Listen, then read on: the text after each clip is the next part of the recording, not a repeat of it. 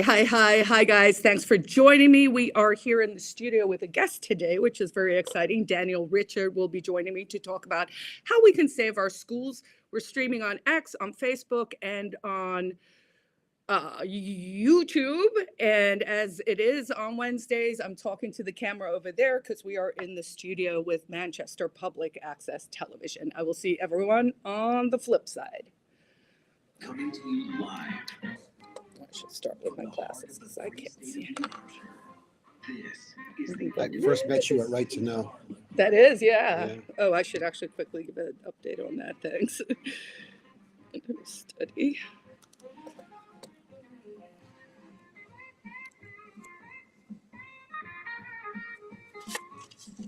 Poor Harriet took the jab and had a stroke.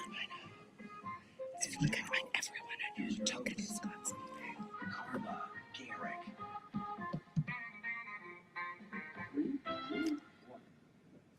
Hi, guys, and welcome back to The Independence. I'm so excited. I have a guest in the studio today, but you guys have to wait just a hot second to find out who that is. I just want to give a quick update to let you know on the Right to Know bills that I've been reporting on for the past month or so. Both the bills that were sponsored by or brought to the table by Right to Know New Hampshire have now moved on to interim study. So they didn't get ITL'd, which it did look like it might have happened at one stage. So, we're going to continue our efforts there with the committees themselves to see if we can push those issues forward to, of course, keep New Hampshire's government open and accessible and transparent, and therefore accountable.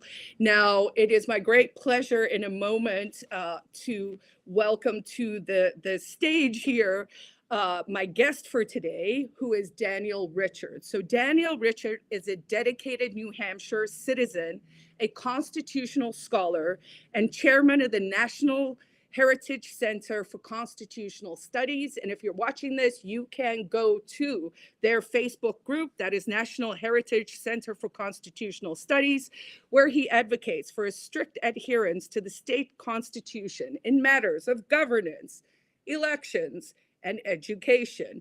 Based in Auburn, he has emerged as a prominent figure in challenging what he views as overreach by state authorities, and he has filed multiple lawsuits against New Hampshire officials over the years on issues ranging from election integrity and constitutional interpretations of voting rights, as well as legislative procedures. He's a vocal critic on certain educational policies. And currently, and what we'll be discussing today, he's working on an initiative called Save Our Schools New Hampshire, a citizen-led effort. Those are the ones we like here on The Independence, aimed at empowering residents to challenge rising property taxes through abatements, halting what is described as unconstitutional education taxation, that's probably code for Claremont, but we can get into that, returning authority over schools to the parents, the towns, and communities, and refocusing education on academics, excellence, and accountability. So today we're going to do a deep dive into what I hope turns into a community revolt against property tax hikes so that we can get our school budgets under control. I'm thrilled to have you here, Daniel. Thanks for joining me. Thank you for inviting me. Appreciate it. So in a nutshell, tell people what Save Our Schools is about. Yeah, Save Our Schools is about understanding how this entire crisis with schools and taxation has evolved. Everyone is upset about their taxes going up. There's a variety of causes for that. But also there's a big pushback with parents that have been very unhappy with what's being taught in our schools, and how there's a big shift from, I know I went to school here in Manchester. Oh, yeah. And how everything is radically changed. Do we want to say how long ago? By the way, it's my birthday. So happy birthday to Carla, my 54th birthday. Here we go into another year. Absolutely. So high school here. Yeah.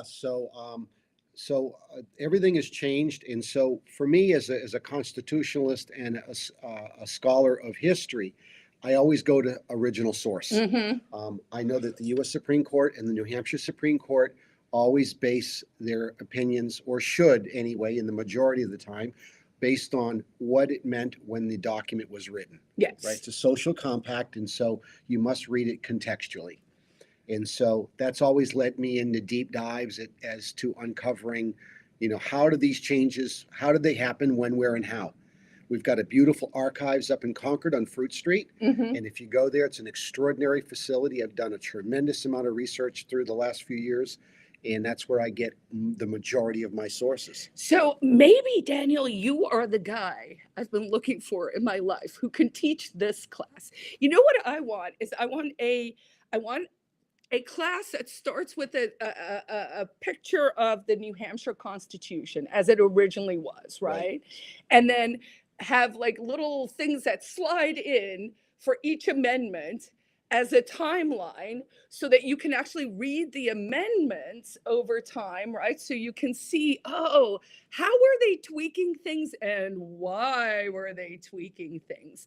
Because one of the things I actually love about the New Hampshire Constitution, unlike many states, we don't have, citizen referendums or propositions like you might see in California. Right. But here in New Hampshire, we do use the constitutional process, which has a really high bar, to change things. And in the 18 years I've been in New Hampshire, I think we've had 2 constitutional amendments. So it's not unheard of. The important part is getting the message out, making it understandable to the average person, right? To read it on the ballot so that they can say yay or nay. So are you in favor of using that kind of process? Well, absolutely. And the root cause of the majority of our problems is not following that process. Yes. Right. And so that's what all of this leads to, right? Is that the changes to our tax base, to our education process, all of that has been changed without the consent of the people. And that's paramount. Part 1, the very first article, we're the only constitution in the world, New Hampshire's constitution, that starts with Article 1 that says, to get to the second part, all government of right originates from the people and is founded in consent. And so that sets up the stage. The rest of the document emanates from that very first sentence. And understanding that and then fact checking it along the way is where you start discovering, because they timestamp every change that's ever happened. Mm-hmm. And so that's been a great research tool to me. Great. And so that's when I went and fact checked a lot of these things. And so that's the backstory on how I got to find out all these details. Okay, wonderful. So we will deep dive into the Save Our Schools part of it. But while we're just sort of stuck a little bit on the constitutional stuff, so a little side quest, everyone who follows me knows I like to veer all over the place. Just tell folks back at home, because I saw this in the news maybe yesterday or the day before, but fairly recently. There's this little nuance that just came out. I want to say it was Scallon up at the Secretary of State's office who said there was some statement about the schools where it is colloquially now understood that it said of, but it actually originally said or. Am I remembering that correctly? No, you're absolutely right. So what happened was, actually, it's best if I go in chronological order. Okay. So let me start at the beginning. The first part is the one I just quoted, the first Article 1, right? The second part is Article 12. And Article 12 states that while individuals must contribute their share to the protection of life, liberty, and property, what do you get? What does the taxpayer get in exchange for paying their fair share? It's important. You get 2 specific entities, because that's what you're paying your tax dollars for, right? To protect your life, liberty, and property. But in exchange, there's a key element. And the first one is, no part of a man's property should be taken from him without his consent, his own consent, or that of the representative body of the people. In other words, the people must amend the expansion of the tax base.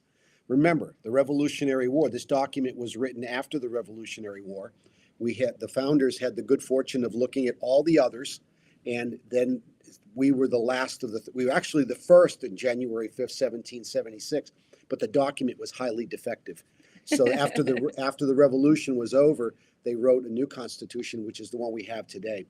But in that exchange, they put in, if everyone remembers from school, the Stamp Act, right? the king and the parliament were passing taxes at random, enacting laws at random, the very thing that's being done to us today, right?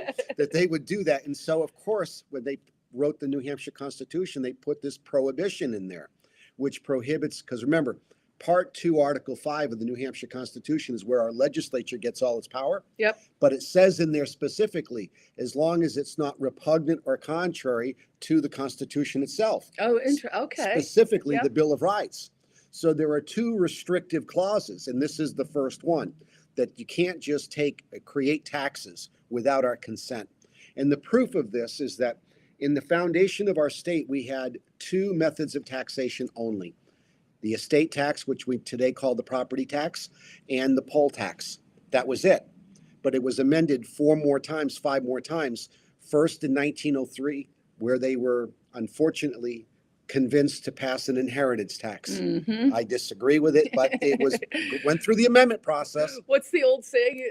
There are only two things that are certain, right? Death and taxes. Right. So and then in particular, death taxes. They put two of them together, right? So the next one was the highway tax in 1938. Same thing. There was an amendment to the Constitution to authorize expanding the taxing power. And that is an argument to say that if we want to tax, this is the process, right? Exactly. So they did it right, and then they started veering off more over time. Is Yes, that what happened? that's exactly right. And so the next one that happens is 1942, the timber tax. And so again, an expansion, right? They get the consent of the voters to expand the taxing power of the state. The next time they do it is, I believe, 1968, the current use tax. Okay. To expand the method of taxation for people who had large real estate holdings. And the last one that I believe is the lottery tax to supplement the public schools as we know them today.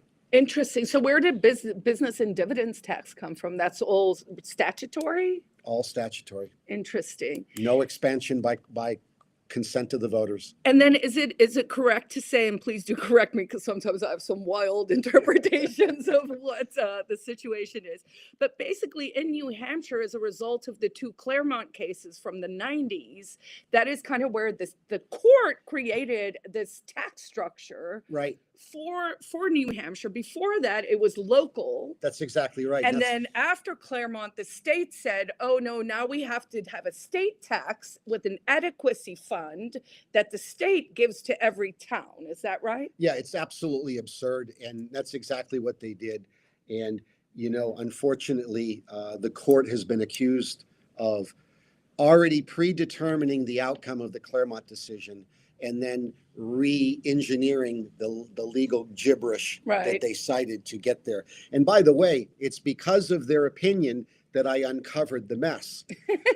Because if you read the Claremont decision, you'll discover that they cite the original intent that I mentioned at the beginning, that we're going to look at this from original source and original intent of the framers. And so that's where the textual error came up? No. So what happened was, the second thing that this Claremont court writes in its opinion is that they're going to refer to a very important book called The History of Education in New Hampshire. Okay. And it was written in 1833. Wow. So it covered the first 50 years, starting with Plymouth Rock in 1620, and explaining how education had evolved from colonial Massachusetts and how fundamentally, when they landed at the Plymouth Rock and the boats kept coming and the population grew, that there was compulsory taxation then for the promotion of the Anglican Church. Oh, interesting. So the purpose was to teach the Bible and perpetuate the Anglican Church. And the pilgrims who would become dissatisfied with that practice in the type of churches that they were conducting at the time, because the Anglican Church was basically a modified version of Catholicism, right? When the king couldn't get a divorce, he says, well, I don't need the Pope. I'm just going to create my new church. And so that's how the Anglican Church got to be. So they brought that practice with them. And most people are unaware that, remember, from 1620 to 1776, 150 years goes by. That's a long time. So those abusive practices don't take very long for the people to realize that, hey, we don't like this, right? And so they're blurring the line between church and state because It is the state government or the colonial government mandating religion and education as one entity. So they push back. They move to New Hampshire and they start their own schools, originally based on the Massachusetts model. But this would take us to the Revolution. And once the Revolution came and went, Once the revolution came and went, folks. you get to the next side of the conversation, which is the New Hampshire Constitution in 1784 in Article 6. Okay. Article 6 was in my estimation, a brilliant piece of work because it did truly separate church and state, and it would put into effect the following historical changes we're here to talk about today. Is this where we hear the word cherish? No, not yet. No. But it's going to be connected. It's directly connected to Article 6. So once that happens, now back then what they did is they said, look, as John Adams famously said, that the Constitution, he was referring to the US Constitution, of course, but I think he was alluding to Massachusetts as well. The Constitution was written for a moral and righteous people and none other. Because the founders knew that in order to have a safe, secure society and a peaceful society, that everyone ought to be like-minded. You know, because back then, New Hampshire at the time was made up of 5 or 6 different Protestant denominations. But either way, they were all Bible believers. So say what you want about that today. The point is, that's what the historical record shows us. But the next thing that would happen is they would put in Article 6, and let me check my notes here to make my point. They empowered the legislature to authorize towns, parishes, or religious societies and, or bodies corporate or religious societies to support Protestant teachers of piety, religion, and morality at their own expense. Oh, wow. That's a huge deal. This would be removed in 1968 Oh, wow. with no disclosure to the voters. And so what is that empowerment? What exactly did the people give the legislature the power to do? Issue corporate charters, because okay. everything is a political subdivision of the state. The town, the county, and the federal government are all bodies corporate and bodies politic. But more importantly, the reason they're incorporated is enabled to do the business of the state or the municipality, right? To be able to hold a real estate, to put up a building, to be able to bank, to sue and be sued. How are you going to collect tax revenue? Yep. So this is established. This is how Dartmouth, by the way, prior to the Revolution, Dartmouth was issued. The king granted them a charter. That's how Dartmouth came to be. Phillips Exeter Academy, same thing. Before the state constitution was ultimately established, that they were granted a charter. Interesting. So that's what they were saying from time to time. I kind of want to do a deep dive on that, maybe on a different day. So, but the point is, that's what they were doing, because for those of you who don't know, today, if you incorporate a business, that power has been delegated to the Secretary of State's office by statute. Yep. So he now does the old business of the legislature. So by statutory rule, they granted that power over there. But back in 1776, so when they said the empowerment clause, that's what this is, to empower the legislature to grant them charters to open a school. Okay. So, but there were 4 entities: the towns, parishes, bodies corporate, or other religious societies, not mandating one. See, it was optional. Okay. And so the next historical event that happens is the 1819 Toleration Act. So the backstory on that is the dominant... Let me guess, it's not quite as tolerant as marketed. Well, no, actually it does. Here's what they do. The dominant majority of Protestants at the time were called Congregationalists. Okay. If you drive around the state, you see these old beautiful buildings. Yep. And so they were the dominant Protestant majority of the day. But what were they doing? The same thing that's being done to us today. They were compelling everyone who lived within the jurisdiction of the community to pay for the pastor, the church building, and the education of the children. And now, are you speaking metaphorically where the church today is the school today? Or Yes. Yes. Yes, Okay. they were one and the same. There was no separation between the two, Gotcha. because everyone was still bound by Article 6, right? To teach morality, piety based on evangelical principles. Gotcha. So they were still, so what happened was, it led to an act in 1791 to give exemptions. So if you were a Baptist or an Episcopalian and you didn't want to pay for the congregational taxes and hire their minister to be your school teacher, you could get an exemption. So, because shockingly, and I should have warned you before we got on here, the time goes really fast. So we have Sure. 10 minutes left. Sure. So I want to make sure we do get to the heart of it.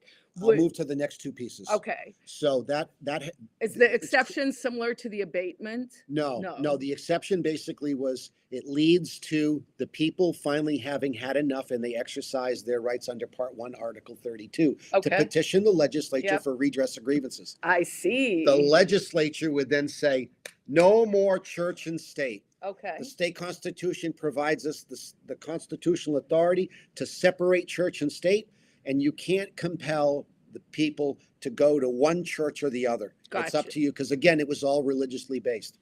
That leads us to the next event, 1850. This is huge news. I published this in Granite Rock the other day, last Saturday, and it's the 1850 Constitutional Convention. Franklin Pierce, former U.S. president, was the president of the convention. The convention proposed 13 amendments to the state constitution, and I'll cover 5 quickly. Get rid of the executive council, replace it with a lieutenant governor, create a Department of Agriculture, Department of Railroad, and the Department of Education. Oh, wow. Okay. And people said no. They woke up and they said no.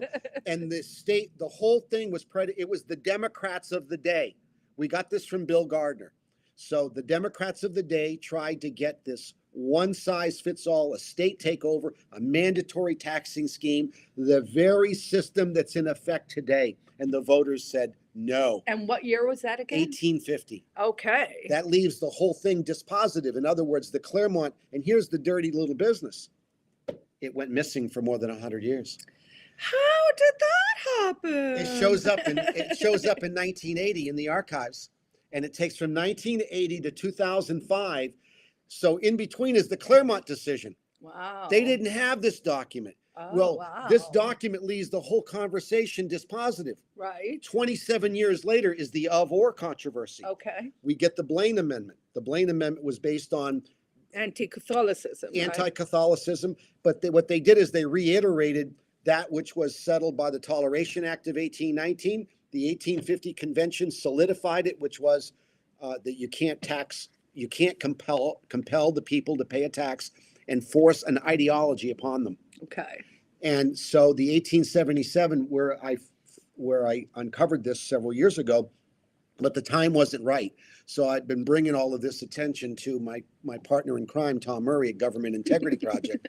And so I said, that's not of. So it used to say, no taxes shall be raised for the use of schools or religious societies. And they replaced it with the word of. So Tom went to Dave Scanlon and said, Mr. Scanlon, we found a typo. Would you confirm that it is in fact a typo, or was there a convention along the way that changed it? Exactly. And so there wasn't. So we got a letterhead from him. The archivist went in and dug this up. And then, by the way, where are the 1850 records? So because I had a copy of the whole debate on the education clause, but not the whole convention itself. That's how I knew about this. So you're really almost like an archaeologist of the New Yes. Hampshire Constitution, And its right? changes. And you need all the parts together in order to look at the picture, in That's right. order to build the full picture of the puzzle, let's say, so that it can be presented in a way that is cogent. So we have less than 5 minutes, so I want to make sure we do talk about this Save Our Schools thing. So this is kind of a grassroots initiative, right? Absolutely, absolutely. There's been no challenge to Claremont ever since the Claremont cases were settled. 1993 that followed, we're at like Claremont 15 or 16 with a different name. Right. Conval recently, Yep. and the Rand decision that's still unresolved. And so one case after another, and what the court concluded is that the word cherish in Article 83. By the way, in the 1850 convention, they were going to move Article 83 to the Bill of Rights Oh, interesting. and Yeah. replace Article 83 with a compulsory tax, a compulsory schoolmaster. Oh, interesting. And so all of these things, but either way, this all is is a hot mess. So it's a hot mess, but we're going to try and solve the problem, which takes patience. But the Yes. idea with the abatements, and the website was NH.org. saveourschoolsnh.org. Correct. Saveourschoolsnh.org, so people can go. It's a really slick website. It looks good. It's easy to navigate. But the idea is to try and encourage people on the grassroots level to file a tax abatement. This would be primarily in towns, if I understand correctly, and it Correct. has to happen before March 1st when the town meetings start to happen. Well, very good. And let me cover the important aspects of the video. The video is a tutorial how to fill out the supplemental form. The state statute only allows you to file an abatement based on challenging the assessment of your property and or you need a relief because of a hardship. Okay. So those are the two fundamental, but it is open-ended. Winter in New Hampshire is a hardship. You're right about that. But either way, it doesn't specifically provide for a constitutional challenge. Okay. But you've got to check the boxes. So you file your local abatement first. You're going to lose. Let me tell all the viewers right now, if you file the abatement because your town doesn't have jurisdiction to declare the tax unconstitutional. Okay. But you need that dismissal from the town, and the town's going to likely time out. The lawyer is likely to, the town attorney is likely to say, let it time out because everything we say can and will be used against us in a court of law. So we're just going to let you time out. And so come July 1st, I believe, is the deadline. Okay. They got to answer. If you file by March 1st for 2025, Okay. you've got to file that. And then if they don't answer by July, then your two steps are, and we're recommending you go to the Superior Court. Okay. The Superior Court has the authority to issue a declaratory judgment Mm-hmm. to render the tax unconstitutional. Specifically, it's the Interesting. statewide property tax for schools. It does not alleviate your tax burden burdens. for your local. That's right. You still got to pay that Right. tax, but specifically. And you know, for the- I'm someone who's like local is lekker, which is Afrikaans for local is better, you know, Right, because right. you keep it sort of in that area. We just got the 2-minute warning, so the idea is then that people can do the constitutional challenge. Is the notion to try and get as many people as possible, or is the idea to try and get as many towns as possible strategically? Like, what do you see the outcome? What are we driving towards Well, here? the goal is that the court is the causal agent of the problem and they need to resolve it. And so one entity doesn't get a lot of attention, but a whole bunch of ticked off people. We have three major groups: people who just got their bill and can afford to make the adjustment even though they don't like it. You have those who are going to be seniors and fixed incomes are going to Yep. be forced out of their homes, and parents are sick and tired of what they're paying for in schools. And also, you know, the schools aren't really keeping up their end of the bargain. I'm fine with cherishing things if I'm like, hey, can the kids read and write and do they know what the Constitution means? Right. You know, but we're sort of we're not getting what we're paying for, and the payments keep going up. So we are out of time, unbelievably. So I'm I gonna have to know. bring you back, Daniel. My pleasure. That's okay. Be my pleasure. So sort of as a last call to action, sort of rev people up, kind of get them excited. Why should people go do this abatement? And do they report back to you? How do we navigate this? If we get 100 people to go, hey, I'm going to do this in my town, We've already gotten more than several hundred people involved. There we go. So, Okay. and it shouldn't stop there. So it doesn't cost you anything to file the abatement. And if in the end we win in court, you're going to get a refund. The average statewide property tax for education is between 60 and 80% of your property tax bill. Right. So that's a huge refund. And it also forces the entire state to have a conversation about exactly what we're going to teach our children moving forward. We're going to have parental control because remember, folks, he who finances the school or the teacher controls the curriculum. And surrendering that to the state legislature, your local school districts and the teachers unions hasn't worked out too well for us. All right. Well, on that note, this was a riveting constitutional lesson. Everyone go to saveourschoolsnh.org. File your tax abatement, get involved. Let's make this a grassroots movement that can really help to change the education landscape here in New Hampshire. I will see everyone back here again next week. In the meanwhile, I wish you peace, love, and understanding. All right. Awesome. I Sorry thought we that had an went hour, so but that's okay. No, I'm sorry. I should have told you. It Yeah, is that's 30 okay. minutes. We covered a lot of ground quickly. Oh, all right.